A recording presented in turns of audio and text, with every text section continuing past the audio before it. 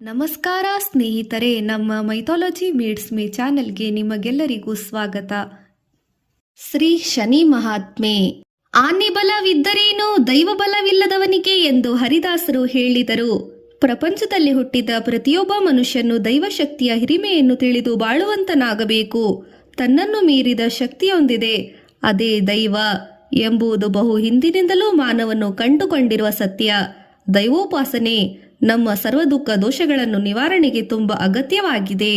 ನಮ್ಮ ಆಚಾರ್ಯರೆಲ್ಲರೂ ಭಗವಂತನ ಪಾದಕಮಲಗಳನ್ನು ಅನನ್ಯವಾಗಿ ಆಶ್ರಯಿಸಿದ್ದರು. ಹೀಗೆ ಅದರಲ್ಲಿ ಒಬ್ಬರು ಆದಿಶಂಕರಾಚಾರ್ಯರು ತಮ್ಮ ಒಂದು ಶ್ಲೋಕದಲ್ಲಿ ಮುರಾರಿಯನ್ನು ಒಂದೇ ಒಂದು ಬಾರಿಯಾದರೂ ಅರ್ಚಿಸು ಎಂದು ಹೇಳಿದ್ದಾರೆ. ಸಾಧು ಸಂತರು ಹರಿದಾಸರು ಶ್ರೀಮದ್ ಭಗವದ್ಗೀತೆಯಲ್ಲಿ ಪ್ರಾಧಾನ್ಯವಿತ್ತರು. ತಮ್ಮ ಎಲ್ಲ ಮತಗಳು, ಜಗತ್ತಿನ ಎಲ್ಲ ಧರ್ಮಗಳು ಭಗವಂತನೆಂಬುದನ್ನು ಒಬ್ಬನೇ ಒಬ್ಬನಿರುವುದೆಂದು ಒಪ್ಪಿಕೊಂಡಿದ್ದರು. ಮಾನವ ಜನ್ಮಕ್ಕೆ ಮೇಲಿನದ್ದು ಒಂದು ದೈವ ಜನ್ಮವಿದೆ.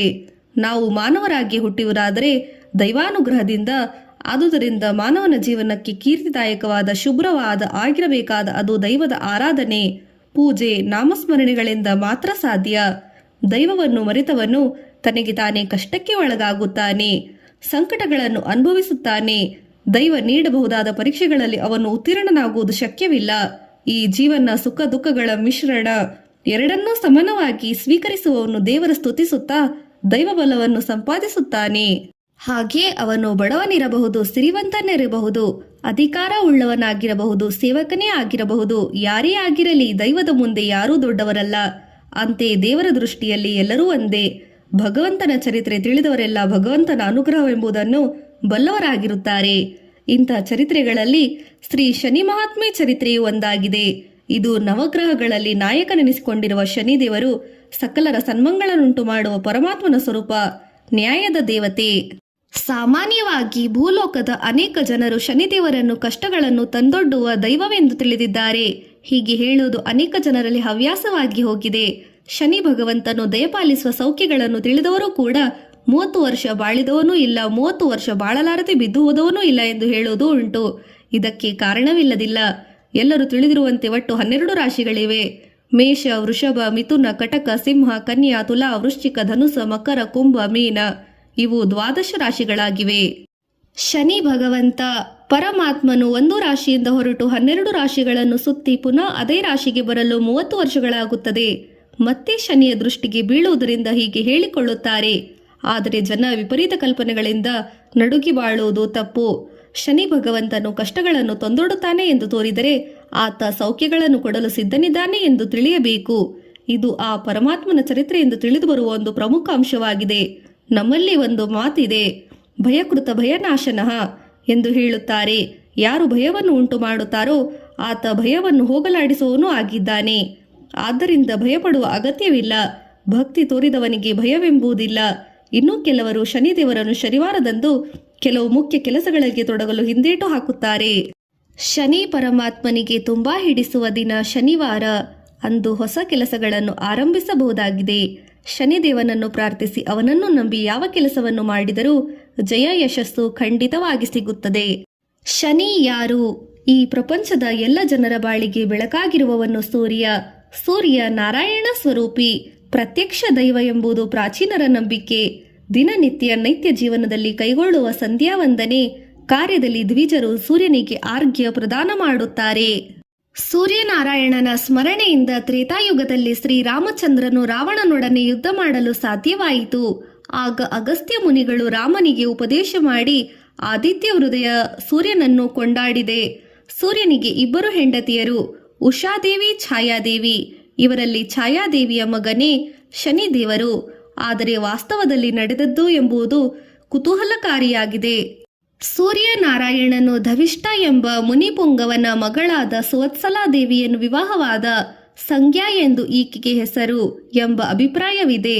ಈ ದಂಪತಿಗಳಿಗೆ 3 ಮಕ್ಕಳಿದ್ದರು. ವೈವತ್ಸತ, ಮನು, ಯಮಧರ್ಮ 2 ಗಂಡು ಮಕ್ಕಳು, ಯಮುನಾ ಮಗಳು. ಯಮ ಮತ್ತು ಯಮುನಾ 2 ಅವಳಿ ಜವಳಿ ಮಕ್ಕಳು. ಸುವತ್ಸಲಾದೇವಿ ತನ್ನ ಮಕ್ಕಳೊಡನೆ ಪ್ರೀತಿಯಿಂದ ಬಾಳ್ವೆ ನಡೆಸುತ್ತಿದ್ದಳು. ಅವಳಿಗೆ ಸೂರ್ಯ ಮನೆಯಲ್ಲಿರುವುದೇ ಕಷ್ಟವಾಯಿತು. ಅವಳು ಸೂರ್ಯನಾರಾಯಣನ ಶಾಖದ ಬೆಳಕನ್ನು ತಡೆದುಕೊಳ್ಳಲಾರದವಳಾದಳು. ತಾನು ಮನೆಯಲ್ಲಿರಲಾರದೆ ಎಂದು ಹೇಳಿದರೆ ಸೂರ್ಯನು ಕೋಪಿಸಿಕೊಳ್ಳುವನೆಂದು ಸುವತ್ಸಲಾದೇವಿ ತಪಸ್ಸು ಮಾಡಲು ಹೋಗುತ್ತೇನೆಂದು ಹೇಳಿ ಕಾಡನ್ನು ಸೇರಿದಳು. ಆದರೆ ತಾನಿಲ್ಲದ ಸಮಯದಲ್ಲಿ ಸೂರ್ಯನಿಗೆ ಮೋಹ ಉಂಟಾಗುವ ಸ್ಥಿತಿಯನ್ನು ನೆನೆದು ತನಗಿದ್ದ ಅಪೂರ್ವ ಶಕ್ತಿಯಿಂದ ತನ್ನ ನೆರಳನ್ನು ಒಂದು ಹೆಣ್ಣಾಗಿ ಸೃಷ್ಟಿಸಿದಳು. ಆ ಹೆಣ್ಣು ನೋಡಲು ಸುವತ್ಸಲಾದೇವಿಯಂತೆ ಇದ್ದಳು. ಅವಳಿಗೆ ಛಾಯಾದೇವಿ ಎಂದು ಹೆಸರಿಟ್ಟು ಕರೆದರು. ಬಳಿಕ ಅವಳನ್ನು ಕರೆದು, ಛಾಯಾ, ನಾನು ಸೂರ್ಯನಾರಾಯಣನೊಡನೆ ಕುಟುಂಬ ನಡೆಸುವ ಶಕ್ತಿಯನ್ನು ಕಳೆದುಕೊಂಡು ಬಿಟ್ಟಿದ್ದೇನೆ. ಮತ್ತೆ ಆ ಶಕ್ತಿಯನ್ನು ಸಂಪಾದಿಸಲೆಂದು ಕಾಡು ಸೇರಿ ತಪಸ್ಸಿಗೆ ಕುಳಿತುಕೊಳ್ಳುತ್ತಿದ್ದೇನೆ. ಆದರೆ ಆ ಶಕ್ತಿಯನ್ನು ಮರಳಿ ಪಡೆಯಲು ತುಸು ಕಾಲವಾಗುತ್ತದೆ. ಅದುವರೆಗೂ ನನಗೆ ಬದಲಾಗಿ ನೀನು ಸೂರ್ಯನಿಗೆ ಹೆಂಡತಿಯಾಗಿ ಬಾಳ್ವೆ ನಡೆಸು ಎಂದು ಕೇಳಿಕೊಂಡಳು. ಅಷ್ಟೇ ಅಲ್ಲದೆ ತನ್ನಲ್ಲಿರುವ ತನ್ನ 3 ಮಕ್ಕಳನ್ನು ಚೆನ್ನಾಗಿ ನೋಡಿಕೊಳ್ಳಬೇಕೆಂದು ಹೇಳಿ ಛಾಯಾದೇವಿಯಿಂದ ನಡೆದು ಹೋದಳು. ಮಾತು ಪಡೆದು ಅವಳನ್ನು ಕಳುಹಿಸಿಕೊಟ್ಟಳು. ಛಾಯಾದೇವಿ ಹೊರಟು ನಿಂತಾಗ ಸುವತ್ಸಲಾದೇವಿಯಲ್ಲಿ, ಅಕ್ಕ, ನಾನು ನೀನು ಹೇಳಿದಂತೆ ಸೂರ್ಯನಿಗೆ ಹೆಂಡತಿಯಾಗಿ ಇರುತ್ತೇನೆ. ಆದರೆ ಒಂದು ವೇಳೆ ನಾನು ಯಾರು ಎಂಬುದು ಸೂರ್ಯನಿಗೆ ತಿಳಿದು ಬಿಟ್ಟರೆ ಆಗ ನಾನು ನಿಜ ಸಂಗತಿಯನ್ನು ಹೇಳಿಬಿಡುತ್ತೇನೆ. ಆಗ ನನ್ನನ್ನು ಮಾತ್ರ ಬಯ್ಯಬೇಡ ಎಂದು ವಿನಂತಿಸಿಕೊಂಡಳು. ಸುವತ್ಸಲಾದೇವಿ ಇದಕ್ಕೆ ತನ್ನ ಸಮ್ಮತಿಯನ್ನು ನೀಡಿದಳು. ಬಳಿಕ ತಪಸ್ಸಿಗೆ ಕುಳಿತಳು. ಸೂರ್ಯನು ಛಾಯಾದೇವಿಯು ಸಂತೋಷದಿಂದ ಇರತೊಡಗಿದರು. ಕಾಲಕ್ರಮದಲ್ಲಿ ಇಬ್ಬರಿಗೂ ಶೃಕಶ್ವಸಿ, ಚಾರ್ವಣಿ, ಶ್ರುತಕರ್ಮ ಎಂಬ 2 ಗಂಡು ಮಕ್ಕಳು, ತಪತಿ ಎಂಬ ಮಗಳು ಹುಟ್ಟಿದರು. ಇವರಲ್ಲಿ ಶ್ರುತಕರ್ಮನೇ ಮುಂದೆ ಶನೀಶ್ವರನೆಂದು ಹೆಸರಾದನು. ಹೀಗೆ ಶನೀಶ್ವರ ಸೂರ್ಯನ 2ನೇ ಹೆಂಡತಿಯ ಛಾಯೆಗೆ ಹುಟ್ಟಿದವ. ಸೂರ್ಯನು 2 ಹೆಣ್ಣು ಮಕ್ಕಳು ಮುಂದೆ ಯಮುನಾ, ತಪತಿ ಎಂಬ ನದಿಗೆ ಹರಿದರು. ಈ ನದಿಗಳು ಇಂದಿಗೂ ಭಾರತದಲ್ಲಿ ಪ್ರವಹಿಸುತ್ತವೆ. ಛಾಯಾದೇವಿ ತನ್ನ ಮಕ್ಕಳೊಡನೆ ಸಂತೋಷದಿಂದ ಸೂರ್ಯನ ಮನೆಯಲ್ಲಿ ಜೀವನ ನಡೆಸುತ್ತಿರಬೇಕಾದರೆ ಯಮಧರ್ಮನಿಗೆ ತಾಯಿ ಛಾಯಾದೇವಿಯ ಬಗೆಗೆ ಅತೃಪ್ತಿ ಉಂಟಾಯಿತು. ಛಾಯಾದೇವಿ ಸುವತ್ಸಲಾದೇವಿಯ ಮಕ್ಕಳೊಡನೆ ಪ್ರೀತಿಯಿಂದ ನಡೆದುಕೊಳ್ಳಲಿಲ್ಲ. ಮಲತಾಯಿ ಮತ್ಸರ ತೋರಿದಳು.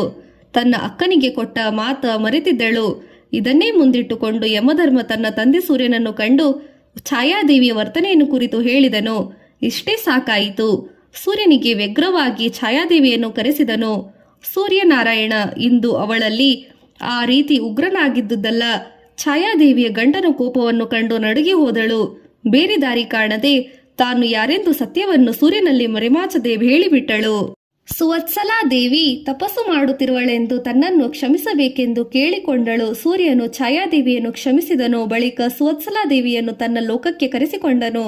ಅವಳಲ್ಲಿ ಕೋಪ ತೋರದೆ 2 ಹೆಂಡತಿಯರೊಡನೆ ಸಂತೋಷವಾಗಿರತೊಡಗಿದನು. ಹೀಗೆ ಸೂರ್ಯನಿಗೆ 2 ಹೆಂಡತಿಯರಾದರು. ಯಮಧರ್ಮರಾಜನು ಕಠಿಣ ತಪಸ್ಸನ್ನಾಚರಿಸಿ ಕಾಲ ಎಂಬ ಹೆಸರು ಪಡೆದು ದಕ್ಷಿಣ ದಿಕ್ಕಿಗೆ ಅಧಿಪತಿಯಾದನು. ವೈವಸ್ವತ ಮನುವು ಮನು ಎಂಬ ಹೆಸರಿನಿಂದ ನೀತಿ ದೈವನಾದನು. ಯಮುನೆ ನದಿಯಾಗಿ ಹರಿದಳು. ಸೂರ್ಯದೇವನ ಮೊದಲ ಹೆಂಡತಿಯ 3 ಮಕ್ಕಳು ಒಂದೊಂದು ದಾರಿ ಕಂಡುಕೊಂಡು ಪ್ರತ್ಯಕ್ಷವಾದರು. ಛಾಯಾದೇವಿಯ ಮಕ್ಕಳಲ್ಲಿ ಒಬ್ಬಳಾದ ತಪತಿ ಸಮವರ್ಣ ಎಂಬುವನನ್ನು ಪ್ರೀತಿಸಿ ಮದುವೆಯಾಗಿ ವಿಂಧ್ಯ ಪರ್ವತದಲ್ಲಿ ವಾಸಿಸತೊಡಗಿದರು. ಶ್ರುತಶ್ವಸಿ ದೀರ್ಘಕಾಲ ತಪಸ್ಸು ಮಾಡಿ ಮನುವಿನಂತೆ ಜಗತ್ತಿನಲ್ಲಿ ನೀತಿ ಬೋಧೆ ಮಾಡುತ್ತಾ ಇರತೊಡಗಿದನು. ಶನಿಯು ತನ್ನ ತಂದೆ ಛಾಯಾದೇವಿಯನ್ನು ನಡೆಸಿಕೊಂಡ ರೀತಿಯನ್ನು ಮರೆಯಲೇ ಇಲ್ಲ. ತಂದೆಯನ್ನು ವಿರೋಧಿಸಿದನು. ಕಪ್ಪು ಬಣ್ಣದ ದೇಹಕಾಂತಿಯನ್ನು ಹೊಂದಿದ್ದ ಶನಿದೇವರನ್ನು ನೋಡಿ ಸೂರ್ಯನು ಒಂದು ವಿಧವಾಗಿ ನೋಡುತ್ತಾ ಬಂದುದರಿಂದ ಇಬ್ಬರು ಒಬ್ಬರಿಗೊಬ್ಬರು ವಿರೋಧಿಗಳಾಗಿದ್ದರು. ಆದರೂ ಶನಿ ಮುಂದೆ ಸೂರ್ಯನಿಗೆ ನೆರವಾದುದುಂಟು. ಶನಿಗೆ ಪರಮೇಶ್ವರನಲ್ಲಿ ಬಹಳ ಭಕ್ತಿ ಇದ್ದಿತು. ಒಮ್ಮೆ ಶನಿಯು ತಾನು ಈಶ್ವರನಂತೆ ಒಂದು ನೆಲೆಯನ್ನು ಸಂಪಾದಿಸಬೇಕೆಂದು ಆಸೆಯುಳ್ಳವನಾಗಿ ತಾಯಿಯ ಅನುಮತಿ ಪಡೆದು ಕಾಶಿ ಪಟ್ಟಣಕ್ಕೆ ಬಂದನು. ಕಾಶಿಯಲ್ಲಿ ಶನಿಯು ಒಂದು ಶಿವಲಿಂಗವನ್ನು ಪ್ರತಿಷ್ಠಾಪಿಸಿ ನಿತ್ಯವೂ ಅದನ್ನು ಪೂಜಿಸುತ್ತಾ ಶಿವನನ್ನು ಕುರಿತು ಕಠಿಣ ತಪಸ್ಸನ್ನು ಆಚರಿಸಿದನು. ಎಷ್ಟೋ ವರ್ಷಗಳ ಕಾಲ ಶನಿರಾಯನು ತಪಸ್ಸನ್ನಾಚರಿಸಿ ಬಳಿಕ ಕೈಲಾಸವಾಸಿಯಾದ ಶಂಕರನು ಶನಿಯ ಭಕ್ತಿಗೆ ಮೆಚ್ಚಿ ಪ್ರಸನ್ನನಾಗಿ ಪಾರ್ವತಿ ಸಮೇತನಾಗಿ ಪ್ರತ್ಯಕ್ಷನಾದನು. ಅಯ್ಯ ಶನಿಯೇ, ಸೂರ್ಯಪುತ್ರನೇ, ನಿನ್ನ ಭಕ್ತಿಗೆ ಮೆಚ್ಚಿ ಬಂದಿದ್ದೇನೆ. ನಿನಗೇನು ಬರಬೇಕೋ ಕೇಳಿಕೋ. ಶಂಕರನ ಮಾತುಗಳನ್ನು ಕೇಳಿ ಶನಿಯು ಕಣ್ಣು ಮುಚ್ಚಿ ಶಿವನಿಗೆ ಸಾಷ್ಟಾಂಗ ನಮಸ್ಕಾರ ಮಾಡಿದನು. ಹೇ ಶಂಕರ ದಯಾನಿಧಿ, ನನಗೆ ನನ್ನ ತಂದೆಗಿಂತಲೂ ಹೆಚ್ಚು ನೀನು. ನನ್ನ ಜೊತೆ ಹುಟ್ಟಿದವರೆಲ್ಲ ನಿನ್ನ ಕೃಪೆಯಿಂದ ಉನ್ನತ ಪದವಿಗೇರಿದರು. ನಾನು ಅವರಿಗೆಲ್ಲರಿಗಿಂತಲೂ ಬಲವುಳ್ಳವನು, ಪರಾಕ್ರಮಶಾಲಿಯೂ ಆಗಬೇಕು. ಇನ್ನೂ ಹೇಳುವುದಾದರೆ ನೀನು ನನ್ನ ಪಕ್ಕದ ಸ್ಥಾನವನ್ನು ನಾನು ಪಡೆಯಲೇಬೇಕು. ನನ್ನ ಬಯಕೆಯನ್ನು ಈಡೇರಿಸುವನಾಗು ಎಂದು ಕೋರಿದನು. ಈಶ್ವರನು ಶನಿಯ ಎಲ್ಲಾ ಕೋರಿಕೆಗಳನ್ನು ಈಡೇರಿಸಿದನು. ಅಂದಿನಿಂದ ಶನಿಯು ಎಲ್ಲ ಬಲ್ಲವನಾಗಿ ಬಲಶಾಲಿ ಶನೀಶ್ವರ ಎಂಬ ಹೆಸರು ಗಳಿಸಿದನು. ಮತ್ತೆ ಶನಿಯು ಈಶ್ವರನಿಗೆ ಬೇಡಿಕೆ ಸಲ್ಲಿಸಿದನು. ಹೇ ಜಗದೀಶ್ವರ, ಶನೀಶ್ವರ ಎಂದು ನೀನು ಹೆಸರು ಬಂದರೆ ಸಾಕೆ. ನವಗ್ರಹಗಳಲ್ಲಿ ನಾನೇ ಅಧಿಕ ಬಲಶಾಲಿಯಾಗಿರಬೇಕು. ನನ್ನ ನೋಟ ತಗುಲಿದರೆ ಉಳಿದ ಎಲ್ಲರೂ ಬಲವು ಇಳಿಮುಖವಾಗಿ ಹೋಗಬೇಕು ಎಂದು ಅನುಗ್ರಹಿಸು ಎಂದು ಹೇಳಿದನು. ಶಂಕರನು ಇದಕ್ಕೋ ಇಲ್ಲವೆನ್ನದೆ ತಥಾಸ್ತು ಎಂದು ಹೇಳಿ ಅಂತರ್ಧಾನನಾದನು. ಶಿವನ ಅನುಗ್ರಹದಿಂದ ಶನಿಯು ನವಗ್ರಹಗಳಲ್ಲಿ ಅಧಿಕ ಬಲಶಾಲಿ ಎನಿಸಿದನು. ಶನಿಗೆ ಶನೀಶ್ವರ, ಶನಿಶ್ಚರನ ಎಂಬ ಹೆಸರುಗಳೂ ಇವೆ. ಶನಿಶ್ಚರನ ಎಂಬುದೇ ಶನೀಶ್ವರನ ಎಂತಾಯಿತು ಎಂದು ಹೇಳುತ್ತಾರೆ. ಇಂತೆ ಶನೀಶ್ವರ ವಿಶ್ವನಾಥನ ದಯೆಯಿಂದ ತನ್ನ ಪದವಿಗೆ ಬೇಕಾದ ಶಕ್ತಿ ಸಾಮರ್ಥ್ಯಗಳನ್ನು ಪಡೆದುಕೊಂಡನು. ಶನಿದೇವನಿಗೆ 4 ಕೈಗಳಿವೆ. ಬಲಗಡೆಯ ಕೈಗಳಲ್ಲಿ ವರದಾನ ಮುದ್ರೆ, ಹಾವು ಇದೆ. ಎಡಗೈಯಲ್ಲಿ ಶನಿ ಬಿಲ್ಲು, ಶೂಲಗಳನ್ನು ಹಿಡಿದಿರುತ್ತಾನೆ. ಶನಿಗೆ ಕಪ್ಪು ಬಣ್ಣದ ದೇಹ, ಗಿಡುಗು ವಾಹನವಾಗಿ ಹೇಳಲಾಗಿದೆ. ಕೆಲವು ಆಗಮಗಳಲ್ಲಿ ಕಾಗಿ, ಹದ್ದು ಇವನ ವಾಹನವೆಂದು ಹೇಳಿರುವರು. ಶನಿದೇವರ ಹೆಂಡತಿ ಜ್ಯೇಷ್ಠಾದೇವಿ. ಶನಿಗೆ ಧಾನ್ಯ, ಎಳ್ಳು, ಸಮಿತು ಇಷ್ಟ. ನವಗ್ರಹಗಳಲ್ಲಿ ಒಬ್ಬನಾದ ಶನಿ ಪ್ರತಿ ಜಾತಕಗಳಲ್ಲೂ ಆಯುಷ್ಯಾಧಿಪತಿಯಾಗಿ ಬೆಳಗುತ್ತಾನೆ. ಶನಿಯಂತೆ ಕೊಡುವವರೇ ಇಲ್ಲ, ಕೆಡಿಸುವವರೇ ಇಲ್ಲ ಎಂಬುದು ನನಗುಂಟು. ಆದುದರಿಂದ ಎಲ್ಲರೂ ಶನಿಯನ್ನು ಭಯಭಕ್ತಿಯಿಂದ ಆರಾಧಿಸುತ್ತಾರೆ. ಶನಿ ಭಗವಂತನಿಗೆ ತುಂಬಾ ಪ್ರೀತಿಯಾದ ಸ್ತೋತ್ರವೆಂದರೆ ನೀಲಾಂಜನ ಸಮಾಭಾಸಂ ರವಿಪುತ್ರಂ ಯಮಾಗ್ರಜಂ ಛಾಯಾ ಮಾರ್ತಾಂಡ ಸಂಭೂತಂ ತಂ ನಮಾಮಿ ಶನೀಶ್ಚರಂ. ಶನಿ ಭಗವಂತನ ಪ್ರಭಾವ. 3 ಲೋಕಗಳಲ್ಲಿ ಶನಿ ಪ್ರಭಾವದಿಂದ ಅತಿರಥ ಮಹಾರಥರು ನಾನಾ ಕಷ್ಟಗಳನ್ನು ಅನುಭವಿಸುತ್ತಿರುತ್ತಾರೆ. ಅವರಲ್ಲಿ ರಾಜ ವಿಕ್ರಮ, ಬೃಹಸ್ಪತಿ, ಈಶ್ವರ, ಹರಿಶ್ಚಂದ್ರ, ರಾಮ, ಕೃಷ್ಣ, ಪಾಂಡವರು, ದೇವೇಂದ್ರ, ರಾಜ ಸತ್ಯವ್ರತ, ನಳ ಮೊದಲಾದವರು ಪ್ರಮುಖರು. ಅವರ ಕಥೆಯನ್ನು ಸವಿಸ್ತಾರವಾಗಿ ತಿಳಿಯೋಣ ಬನ್ನಿ. ರಾಜ ವಿಕ್ರಮನ ಕತೆ. ಉಜ್ಜಯಿನಿ ಎಂಬ ಸುಂದರವಾದ ನಗರದಲ್ಲಿ ಬಹು ಹಿಂದೆ ವಿಕ್ರಮನೆಂಬುವನು ರಾಜ್ಯವನ್ನು ಆಳುತ್ತಿದ್ದನು. ಶ್ರೀಹರಿಯ ಭಕ್ತನು, ಅತ್ಯಂತ ವೀರನೂ ಆಗಿದ್ದ ವಿಕ್ರಮನು ರಾಜ್ಯದಲ್ಲಿ ಸುಭಿಕ್ಷೆಯಿಂದ ನೆಲೆಸುತ್ತಿದ್ದನು. ಕಾಲಕಾಲಕ್ಕೆ ಮಳೆಯಾಗಿ ಬೆಳೆ ಬಂದು ಜನರಲ್ಲಿ ಸಂಭ್ರಮದಿಂದ ನಲಿದಾಡುತ್ತಿದ್ದರು. ವಿಕ್ರಮನು ಪ್ರಜಾನುರಾಗಿಯಾಗಿ ಆಗಿಂದಾಗೆ ವ್ರತಗಳನ್ನು ಕೈಗೊಂಡು ಭಗವಂತನ ಕೃಪೆಗೆ ಪಾತ್ರನಾಗುತ್ತಿದ್ದನು. ಒಂದು ದಿನ ರಾಜ ವಿಕ್ರಮನು ಅರಮನೆಯ ಒಡ್ಡೋಲಗದಲ್ಲೇ ಸಿಂಹಾಸನದಲ್ಲಿ ವಿರಾಜಮಾನನಾಗಿದ್ದಾಗ ಆ ದಿನದ ಸಭೆಯಲ್ಲಿ ಪಂಡಿತನೊಬ್ಬರು, ವೇದ ಪಾಠಕರು ಇದ್ದರು. ಅವರೆಲ್ಲರೂ ತಮ್ಮ ತಮ್ಮ ಆಸನಗಳನ್ನು ಮಂಡಿಸಿದರು. ಅಂದು ಸಭೆಯಲ್ಲಿ ನವಗ್ರಹಗಳನ್ನು ಕುರಿತು ಚರ್ಚೆ ನಡೆಯಿತು. ರಾಜ ವಿಕ್ರಮನು ನವಗ್ರಹಗಳಲ್ಲಿ ಶ್ರೇಷ್ಠನಾರು ಎಂದು ಕೇಳಿದಾಗ ಸಭೆಯಲ್ಲಿ ಮಂಡಿತವಾದ ಒಂದು ಪಂಡಿತನೊಬ್ಬ ನವಗ್ರಹಗಳಲ್ಲಿ ಗುಣಗಾನ ಮಾಡತೊಡಗಿದನು. ಮೊದಲನೇ ಪಂಡಿತನು ಎದ್ದು ನಿಂತು ಲೋಕಗಳನ್ನು ಬೆಳಗಿಸುವ ಸೂರ್ಯನನ್ನು ಸ್ತುತಿಸಿದನು. ಮಹಾರಾಜ, ನವಗ್ರಹಗಳಲ್ಲೆಲ್ಲ ಪ್ರಥಮನು ಸೂರ್ಯ. 3 ಲೋಕಗಳಲ್ಲಿ ಖ್ಯಾತಿಯಿಂದ ಇರುವವನು ರವಿಯು. ಅತ್ಯಂತ ತೇಜಸ್ಸಿನಿಂದ ಕೂಡಿದವನಾಗಿದ್ದಾನೆ. ಅವನನ್ನು ಆರಾಧಿಸುವವನು ಸೂರ್ಯ, ಸರ್ವಸಿದ್ಧಿ ಪ್ರದಾಯಕ.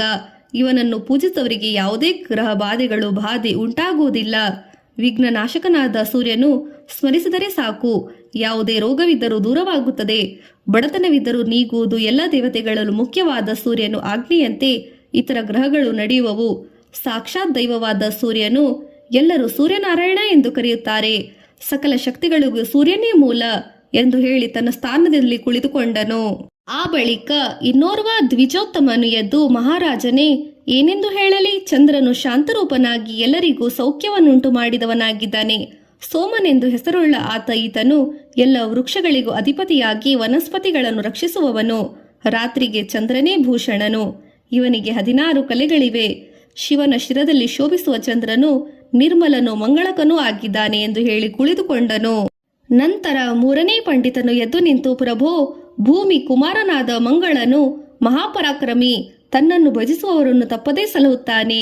ಅಂಗಾರಕನೆಂದು ಇವನನ್ನು ಕರೆಯುತ್ತಾರೆ. ಯಾರು ಇವನನ್ನು ಪೂಜಿಸುವುದಿಲ್ಲವೋ ಅವರು ವಿನಾಶ ಕಾಣುತ್ತಾರೆ ಎಂದು ಮಂಗಳನನ್ನು ಸ್ತುತಿಸಿದನು. 4ನೇ ಪಂಡಿತನು ಬುಧದೇವನ ಮಹಿಮೆಯನ್ನು ಹೇಳುತ್ತಾ, ರಾಜನೇ, ಮಹಾಬುದ್ಧಿವಂತನು ಆಗಿರುವ ಬುದ್ಧನು ಅನುಗ್ರಹದಿಂದ ಸಂಸಾರದ ಚಿಂತನೆಗಳೆಲ್ಲ ದೂರವಾಗುತ್ತದೆ. ಇವನ ಕೃಪೆಗೊಳಗಾದರೆ ಶ್ರೀಮಂತರಾಗುತ್ತಾರೆ. ಬುಧನ ಪೂಜೆಯಿಂದ ಎಲ್ಲ ವಿಘ್ನಗಳು ನಾಶವಾಗುತ್ತದೆ. ಬುಧ ಪರರ ಹಿಂಸಿಸುವುದಿಲ್ಲ ಎಂದು ಕೊಂಡಾಡಿದರು. 5ನೇ ಪಂಡಿತನು ಗುರುವನ್ನು ಸ್ತುತಿಸುತ್ತಾ, ಮಹಾರಾಜನೇ, ಗುರು ಗ್ರಹಗಳಲ್ಲಿ ಶ್ರೇಷ್ಠನೆಂಬುದು ತಿಳಿಯಿರಿ. ಶಿವನು ಸೇರಿದಂತೆ 33 ಕೋಟಿ ದೇವತೆಗಳು ಗುರುವನ್ನು ಪೂಜಿಸುವರು. ಗುರುವನ್ನು ನೆನೆದವರು ದುಃಖವಿಲ್ಲದವರಾಗುತ್ತಾರೆ. ಗುರು ಮಹಾಜ್ಞಾನಿಯಾದವನು, ಸಾಮರ್ಥ್ಯವುಳ್ಳವನು, ಬಲವಂತನು, ಜ್ಞಾನಿ ಎಂದು ಪ್ರಶಂಸಿಸಿದರು. ಇದೀಗ ಶುಕ್ರನ ಮಹಿಮೆಗಳನ್ನು ಕೊಂಡಾಡಲು 6ನೇ ಪಂಡಿತನು ಎದ್ದು ನಿಂತ ಬಳಿಕ ಅವನು, ವಿಕ್ರಮರಾಜನೇ, ಐಶ್ವರ್ಯಾಧಿಪತಿಯಾದ ಶುಕ್ರ ಮಂತ್ರ ಸಂಜೀವಿನಿಯನ್ನು ಹೊಂದಿರುವ ಗ್ರಹನು. ಇಡೀ ಲೋಕವೇ ತಲ್ಲಣಿಸಿದರೂ ಶುಕ್ರನೊಬ್ಬನೇ ಸಾಕು, ಕಾಪಾಡುವವನಾಗುತ್ತಾನೆ. ಇವನಿಗೆ ಒಂದೇ ಕಣ್ಣು ಇರುತ್ತದೆ.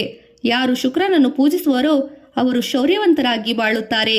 ಶುಕ್ರನ ಪರಾಕ್ರಮಕ್ಕೆ ಎಣೆಯೇ ಇಲ್ಲ ಎಂದು ವಿನಂತಿಸಿದನು. ಇದುವರೆಗೂ 6 ಗ್ರಹಗಳ ಬಗ್ಗೆ ತಿಳಿದವನ್ನು ಕೇಳಿ ತಲೆದೂಗಿ ವಿಕ್ರಮನು, ಪಂಡಿತರವರೇ, ಇನ್ನೂ ಉಳಿದ ಗ್ರಹಗಳ ಬಗೆಗೆ ತಿಳಿಸುವಂತರಾಗಿ ಹೇಳಿ.